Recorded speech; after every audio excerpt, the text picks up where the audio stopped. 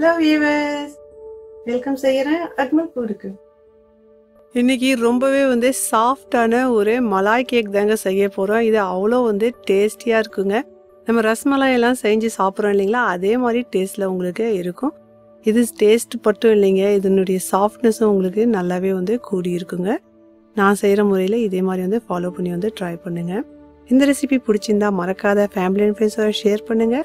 First time watch பண்ணுற வியூவராக இருந்தீங்கன்னா மறக்காத சப்ஸ்கிரைப் பண்ணிக்கோங்க. பக்கத்தில் இருக்கிற பெல் பட்டனுக்கும் ப்ரெஸ் பண்ணிக்கோங்க. நான் போகிற ரெசிபி உடனுக்குடன் மொபைலில் சேரும்.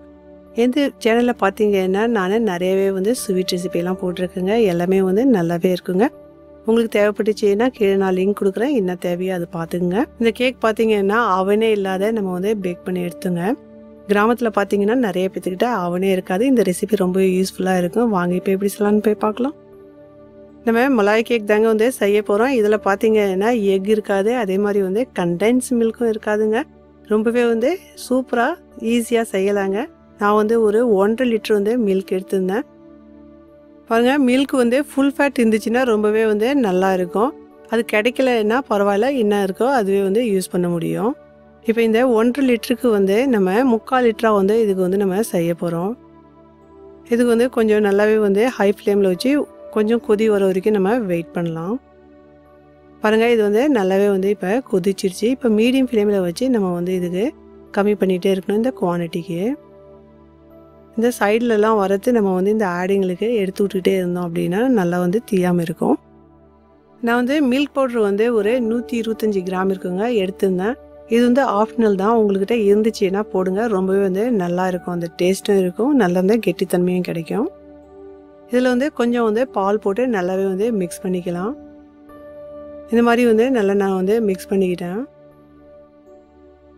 இப்போ இந்த பாலில் நம்ம இது சேர்த்துக்கலாம். இதுக்கும் சேர்த்து நம்ம நல்லாவே வேக வச்சுக்கலாம்.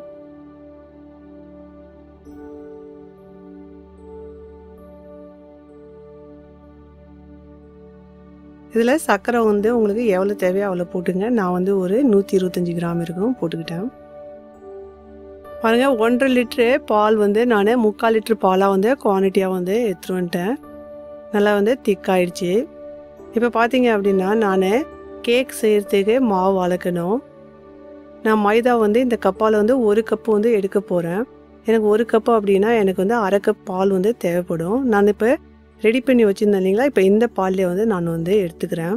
ஒரு 125 ml இருக்கும். இந்த பாலுக்கு நான் எடுத்து கொஞ்சம் ஆற வச்சுக்கிறேன். உங்களுக்கு இந்த கெட்டி உங்களுக்கு பத்தலை, இந்த பால் கொஞ்சம் தண்ணியாகவே இருக்குது அப்படின்னு நினச்சிங்க அப்படின்னா கொஞ்சமாக இதில் கோர்ன்ஃப்ளவர் சேர்த்துங்க. 1 டீஸ்பூன் தான் சேர்க்கணும், அதுக்கு மேலே சேர்த்திங்கன்னா நல்லா இருக்காது. இதில் கொஞ்சம் தண்ணி போட்டு நல்லாவே கலந்துக்கலாம். பாருங்கள், இந்த மாதிரி தண்ணியாக நல்லா நான் மிக்ஸ் பண்ணிக்கிட்டேன் கோர்ன்ஃப்ளவரில். இந்த மாதிரி இதில் சேர்த்துக்கலாம். கொஞ்சம் கொஞ்சமாக இந்த மாதிரி போட்டு சேர்த்துங்க.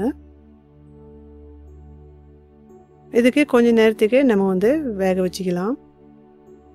இது பார்த்தீங்கன்னா கொஞ்சம் நேரத்துக்கு அப்புறம் இது நல்லாவே இன்னும் கொஞ்சம் உங்களுக்கு அந்த கெட்டித்தன்மை அதில் சேர்ந்து கிடைக்கும். ஒரு 1/4 டீஸ்பூனு ஏலக்காய் தூள் போட்டுக்கலாம். உங்களுக்கு இது பிடிக்கல அப்படின்னா இந்த வாசனை நீங்கள் வெண்ணிலா எசன்ஸ் கூட போட முடியுங்க. ரொம்பவே நல்லா இருக்கும். பாருங்கள், இப்போ இந்த மில்க் உங்களுக்கு அவ்வளோ கெட்டித்தன்மை சேர்ந்து இருக்குது. கண்டென்ஸ்டு மில்க் நம்ம போட்டோன்னா எப்படி கெட்டியாக இருக்குமோ அதே மாதிரி இருக்குது பாருங்கள். இது பார்த்தீங்கன்னா இந்த ரஸ்மலாய்க்கெல்லாம் நம்ம ரெடி பண்ணுவோம் இல்லைங்களா பால், அதே மாதிரி திக்னஸ் உங்களுக்கு இருக்குது பாருங்கள். அந்த டேஸ்ட்டு அவ்வளோ நல்லா இருக்குங்க. அதே மாதிரி மெஷர்மெண்ட் இம்பார்ட்டன்ட் இருக்குது. எந்த கப்பால் நீங்கள் எடுக்கிறீங்களோ கடைசி வரைக்கும் அந்த கப்பாலே எல்லா மெஷர்மெண்ட்டும் செய்யணும். ஒரு 1/4 கப்பு இருக்கும் நான் எண்ணெய் எடுத்துருக்கேன், அதோட கொஞ்சம் அதிகமாக. அதே மாதிரி 1/4 கப்புக்கும் கொஞ்சம் அதிகமாக தயிர் எடுத்துருக்கேன். ஒரு 1/2 கப்பு இருக்கும். இது பவுட்ரு சுகரு. சர்க்கரை நீங்கள் மிக்சியில் போட்டு அரைக்க முடியும். ஒரு 1/2 கப்பு சர்க்கரை போட்டுக்கலாம். இதுக்கு நல்லா நம்ம மிக்ஸ் பண்ணிக்கணும். ஒரு 2 நிமிஷத்துக்கு நல்லா நான் மிக்ஸ் பண்ணிக்கிட்டேன். இப்போ நான் மைதா மாவு 1 கப்பு எடுத்துருக்கேங்க. எந்த கப்பால் நம்ம தயிர் எண்ணெய் எல்லாம் அளந்தோமோ அதே கப்பு தாங்க இது. இந்த மைதாக்கு நம்ம இந்த ஜல்லடையில் போட்டுக்கலாம். இது கூடயே வந்து நம்ம வந்து 1 teaspoon baking powder, 1/2 teaspoon baking soda, இது ரெண்டுமே வந்து இம்பார்ட்டன்ட் இருக்குது, போடணுங்க. போட்டால் தான் நல்லாவே வந்து சாஃப்ட் கிடைக்கும் உங்களுது. இந்த மாதிரி வந்து நம்ம ஜலிச்சு எடுத்துடலாம். நம்ம பால் வந்து கொதிக்க வைக்கக்குள்ளே நம்ம எடுத்தோம் இல்லைங்களா பால், அந்த பால் தான் இது. நம்ம வந்து கோர்ன்ஃப்ளவர் வந்து சேர்க்காத முன்ன வந்து எடுத்தது. கோர்ன்ஃப்ளவர் சேர்த்துட்டு அப்புறமா எடுத்தோம்னா அந்த பால் வந்து இதில் சேர்க்க முடியாது, அதை பார்த்துக்குங்க, இம்பார்ட்டன்ட் இருக்குது. இது வந்து 1/2 கப் பால் வந்து நான் இப்போ இதில் போடுறேன். 1 கப் மைதானா 1/2 கப் பால் நம்மளுக்கு வந்து தேவைப்படும். இதுக்கு ஒரே டைரெக்ஷனில் நல்லாவே வந்து இதுக்கு வந்து மிக்ஸ் பண்ணிக்கணும். லம்ப் எதுவுமே இல்லாத நல்லா ஸ்மூத்தாக நல்லா வந்து மிக்ஸ் பண்ணிக்கலாம். பாருங்கள், கேக் பேட்டர் வந்து ரெடி ஆயிடுச்சு. இந்த திக்னஸ் இருந்துச்சுன்னா போதும். உங்களுக்கு வந்து இது வந்து அதிகமாக திக்னஸ் இருக்குது அப்படின்னு நினச்சிங்கன்னா ஒரு 2 டேபிள் ஸ்பூன் மட்டும் பால் வந்து இதில் சேர்த்துங்க. அதிகமாக வந்து இதில் வந்து சேர்க்காதீங்க, இல்லைன்னா தண்ணியாட்டம் ஆகிடும். பாருங்கள், நான் போட்ட மில்க் வந்து எனக்கு இந்த திக்னஸ் வந்து போதுமானதாக இருந்துச்சு. நான் இதில் எக்ஸ்ட்ரா வந்து 2 டேபிள் ஸ்பூன் நான் பால் சேர்க்கலை. உங்களுக்கு தேவைப்பட்டுச்சுன்னா 2 டேபிள் ஸ்பூனுக்கு மேலே வந்து சேர்க்காதீங்க. நானே அடுப்பில் பேன் வச்சுருக்கேன். இந்த மாதிரி வந்து ஒரு வலை இருந்துச்சுன்னா எடுத்து வச்சுக்கோங்க. தண்ணி வந்து இந்த கிளாஸால் நான் வந்து ஒரு 1.5 கிளாஸ் வந்து தண்ணி போட்டுக்கிட்டேன். அதை பார்த்தீங்கன்னா அந்த வளையம் வந்து அதில் நனையிற மாதிரி இருந்துச்சுன்னா போதும். அதிகமாக வந்து தண்ணி போடணுன்ட்டுல. பாருங்கள், நான் வந்து இந்த மாதிரி வந்து ஒரு கண்ணாடி பாத்திரம் வந்து எடுத்திருந்தேன். உங்கள்கிட்ட இது இல்லை அப்படின்னா நீங்கள் இந்த மாதிரி வந்து ஒரு சில்வரில் இருக்கிற ஒரு கிண்ணத்தில் கூட செய்ய முடியும், கெட்டியான கிண்ணத்தில். நான் இப்போ இந்த கண்ணாடி பாத்திரத்துலேயே வந்து செஞ்சுக்கிறேன். கொஞ்சமாக வந்து இதில் 1 டீஸ்பூன் எண்ணெய் போட்டுக்கலாம், குக்கிங் ஆயில். இதுக்கு நல்லாவே வந்து ஸ்ப்ரெட் பண்ணி விட்டுக்கலாம். இதில் கொஞ்சமாக வந்து நம்ம வந்து மைதா போட்டு எல்லா இடமும் பரவுற மாதிரி டஸ்ட் பண்ணிக்கலாம். நம்ம ரெடி பண்ணி வச்சுருந்தா இந்த பேட்டருக்கு இந்த கிண்ணத்தில் வந்து நம்ம வந்து ட்ரான்ஸ்ஃபர் பண்ணிக்கலாம்.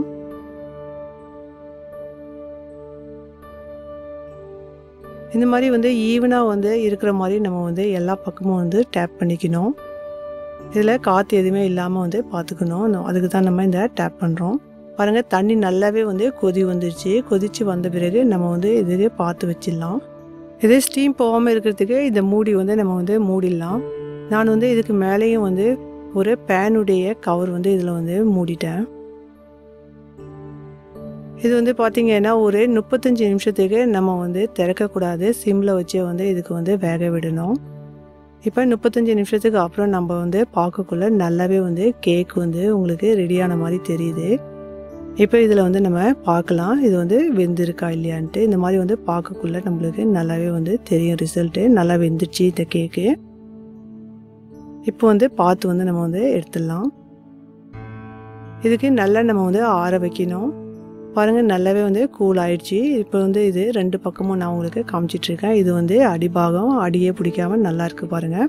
இது வந்து மேல் பாகம். மறுபடியும் இதை கேக்கு வச்சிடலாம்.